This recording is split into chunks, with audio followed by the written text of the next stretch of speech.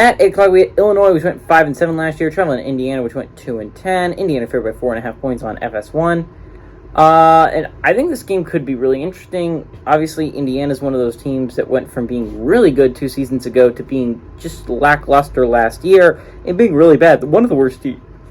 Might be the worst team in the Big Ten last year. I'm going to say it. They were worse in my eyes than Northwestern, and that would be the only team that could challenge them for being that bad. So I think Indiana was, in my opinion, the worst team in the Big Ten last year, and it wasn't all that close. New quarterback for Illinois, Tommy DeVito. He went 32 of 52 last year, threw for 388 yards, 1 touchdown, 2 interceptions, and had a 61.5% completion percentage.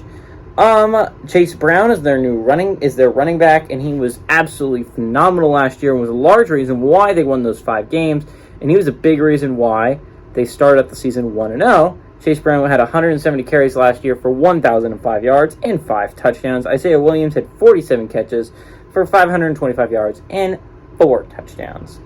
Indiana has a new QB. Last year they were going to start with Michael Penix. This year they're starting with Jack Tuttle. Jack Tuttle went 45 of 87 last year. Threw for 423 yards, 2 touchdowns, 5 interceptions, and a 51.7% completion percentage. Sean Shivers had 14 carries for 87 yards and a touchdown last year, and DJ Matthews had 13 catches for 165 yards and no touchdowns last year. These 2 teams have played a lot. 69 nice total times. Illinois is 45-24 against Indiana all time. The last 3 have gone to Indiana. That's because Indiana has been the much better football team for the past 3 seasons that they've played.